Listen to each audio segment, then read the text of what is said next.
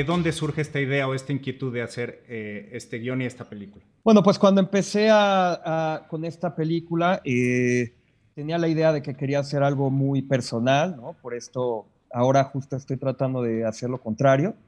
Pero bueno, en ese momento yo creía en la necesidad de lo que mejor podía hablar era de mí mismo, ¿no? Entonces yo empecé como a hacer una especie de psicologización de mi infancia y entonces empecé a escribir mucho sobre mí cuando tenía esa edad, ¿no? Los 12, los 13 años. Hablé con muchísimas personas de mi familia, incluso con maestras de mi escuela y empecé a hacer como una serie de búsquedas de personas para que me platicaran cómo era yo a esa edad.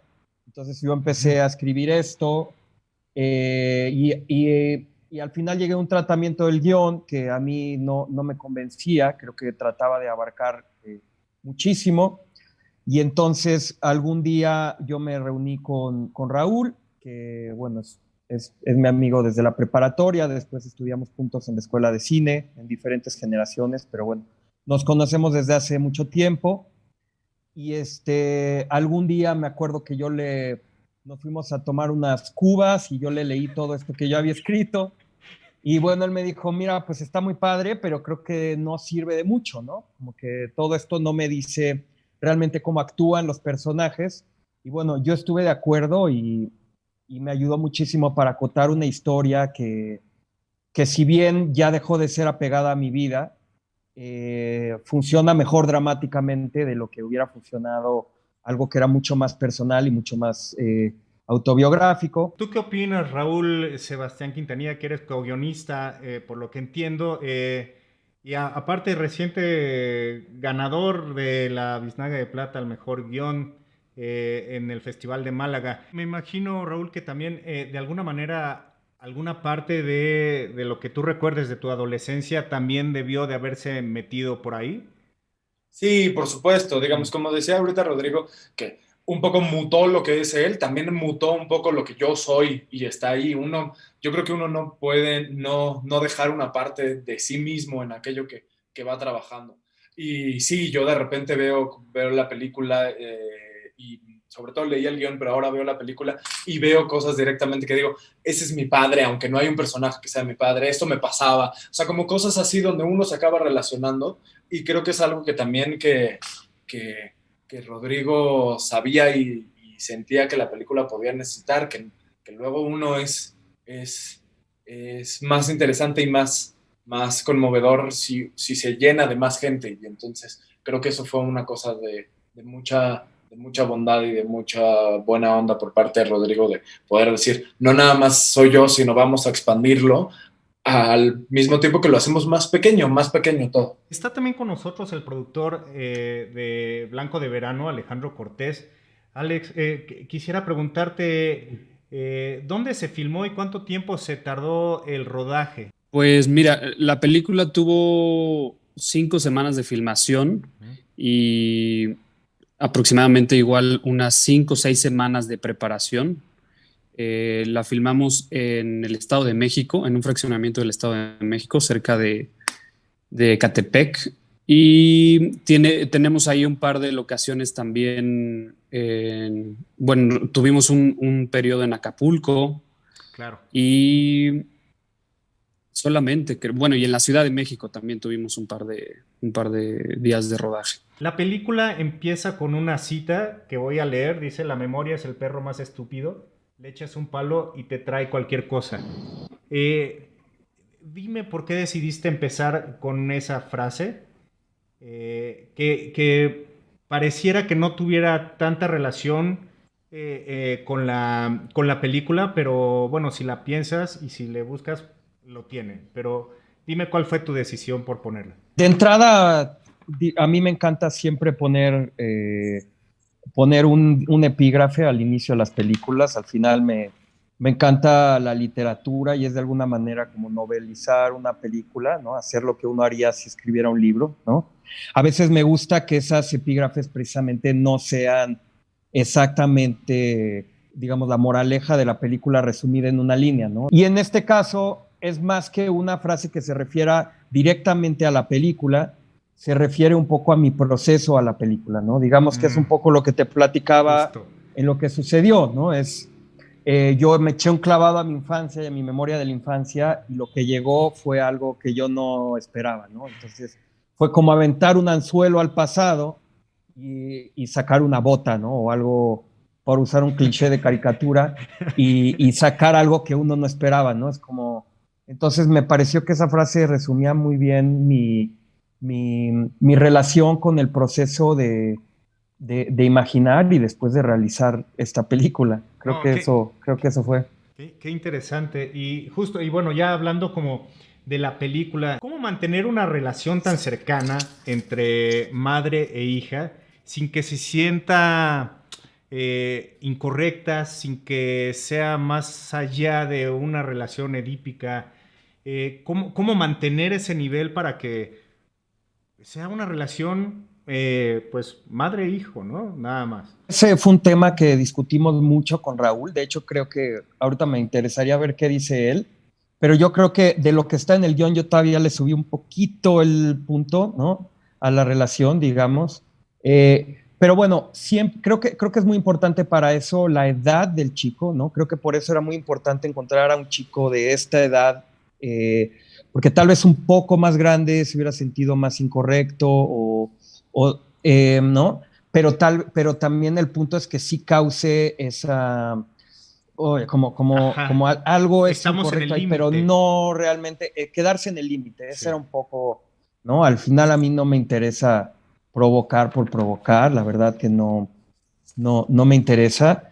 Y bueno, y teníamos que contar una relación en pos de tener un buen drama, una relación muy simbiótica, muy unida, para que después cuando llega el tercer integrante tratando de integrarse a la familia, pues fuera dramático el que esta relación empieza a menguar, ¿no? Si la relación entre madre e hijo no fuera tan simbiótica, pues no sería tan dramático el hecho de que un personaje amenace con destruirla, me parece. Sí, yo nada más agregaría una cosa y a lo mejor ahorita seguro Sofi se puede subir al barco Totalmente. de esto, pero creo, o sea, justo la edad era clave y para eso también, digamos, sin duda el casting y lo que escogió Rodrigo, nosotros como que, digamos, estábamos al mismo tiempo manejando personajes ideales. El punto era ponerle una cara y creo que ahí Rodrigo hizo una cosa bien padre, pero algo que sí nos concentramos un montón y me acuerdo insistir un montón en el proceso de escritura, era que no nada más era cómo se comportaba este personaje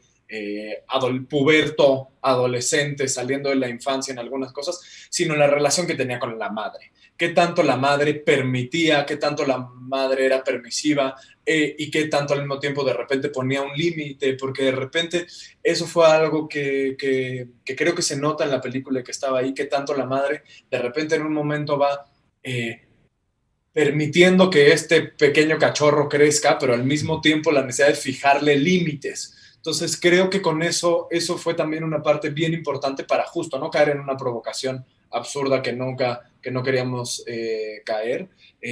No eran para nada la intención, sino más bien en construir relaciones complejas, digamos, de qué tanto este adolescente sigue siendo un niño en estado de afecto, qué tanto esta madre suple cosas que necesita en la vida con el niño, qué tanto esta madre es permisiva y poder hablar no nada más del niño, sino de la relación que tiene con ella. Está con nosotros también Sophie Alexander Katz, que es siempre un placer contar con ella.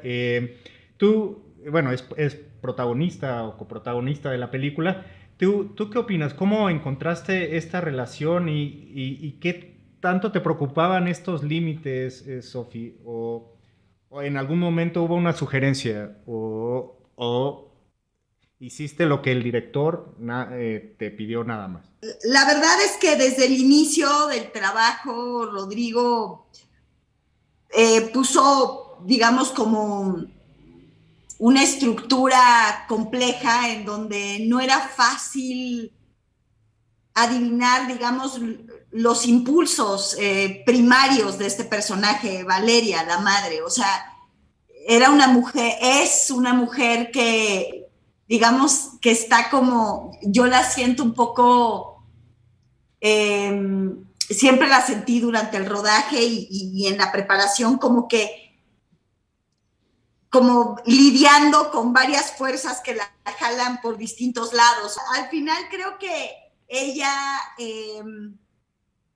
representa lo que muchos de nosotros no nos damos cuenta en términos de las relaciones codependientes que tenemos con nuestro círculo inmediato o con nuestro círculo inmediato, familiar o con nuestro círculo inmediato laboral, ¿no? O sea, cómo automáticamente estás reproduciendo patrones de codependencia, sanando o tratando de sanar falsamente tus necesidades primarias. Es una mujer que definitivamente, Valeria comete errores, o sea, definitivamente. Pero creo que es ahí donde yo me sentía más identificada con ella, porque creo que si bien es una madre y cumple un rol femenino, muy bien definido desde la escritura por Raúl y por Rodrigo, creo que es un espejo de lo que cualquiera podríamos vivir en términos de, pues de estas fracturas emocionales con las que cargamos desde la infancia, ¿no? Y que entonces, pues digamos que las pasamos sin querer en un acto, eso es lo complejo, amoroso a quienes nos siguen, es decir, en este caso, pues al hijo de Valeria, ¿no? Creo que es buen momento que entre aquí también para dar su punto de vista otro de los actores de la película, que es Fabián, y que además entra en la película de manera intempestiva, que creo que es una de las cosas más interesantes, porque también como público te hace ponerte un poquito en el lugar del niño de ¿y este quién es? ¿No? O sea, no, la relación es muy bonita y de repente nos aparece este señor Fernando. Fabián, cuéntanos un poquito primero de esa introducción intempestiva, si así estaba dictada y si así la entendiste.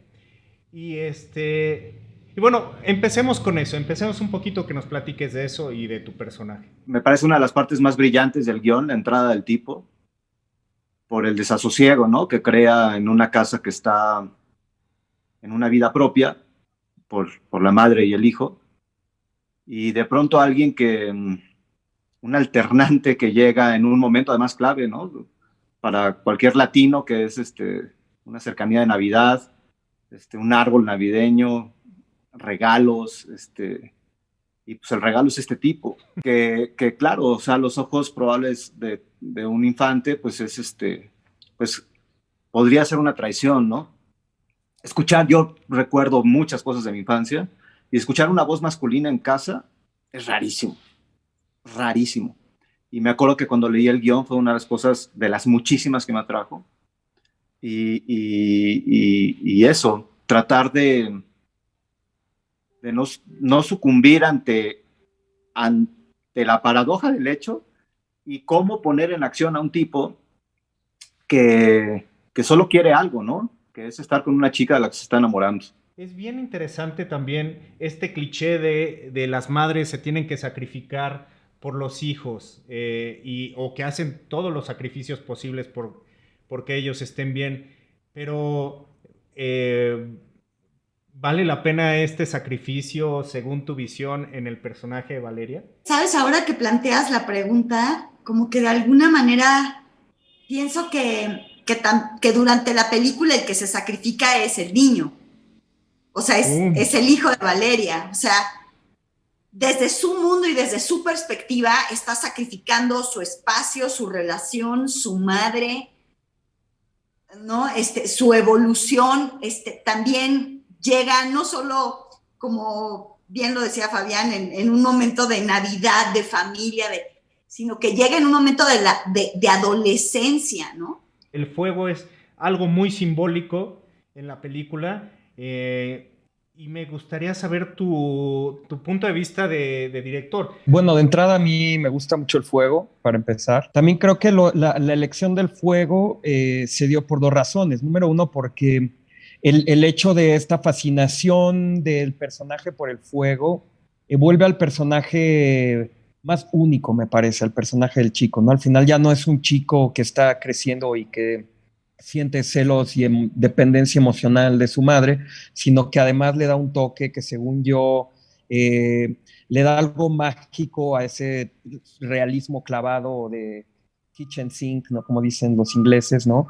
Y es un elemento mágico que es como lo más alejado, digamos, a una realidad naturalista, ¿no? Entonces, me parece también que al final en el cine uno tiene que buscar maneras audiovisuales de conferir el interior y las emociones de los personajes, ¿no? Entonces, si bien no puede usar la voz en off para contar lo que están sintiendo, no era el caso, y entonces buscamos esta posibilidad de tener fuego que funciona muy bien, siempre es muy atractivo en cámara y en sonido. Es un elemento que a mí siempre me ha parecido muy, muy mágico, ¿no? Y nos daba esa posibilidad de ir teniendo incendios más grandes cada vez, ¿no? Entonces daba esta evolución de la rabia y de todas las emociones y todas estas emociones reprimidas que tiene el personaje, ¿no? ¿Por qué se llama Blanco de Verano la película? El título nos costó trabajo, ¿eh? No fue algo con lo que llegáramos inmediatamente. Primero escribimos y en esos tratamientos tuvo nombres nefastos que no voy a repetir, pero luego nos dices. Exacto, luego ya que no estés grabando te lo cuento. Pero básicamente Blanco de Verano tiene un nombre muy concreto, que es cuando llega el personaje de Fernando a la casa, digamos, a ser ya una parte de la familia.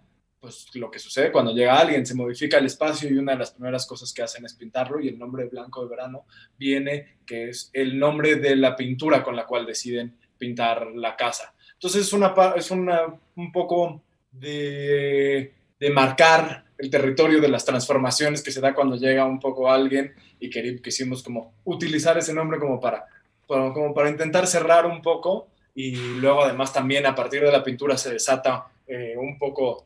se detona el conflicto de Fernando y Rodrigo. Entonces justo Qué dijimos, hermoso, bueno, amigos. pues órale. Muchas felicidades y nos vemos pronto en Morelia.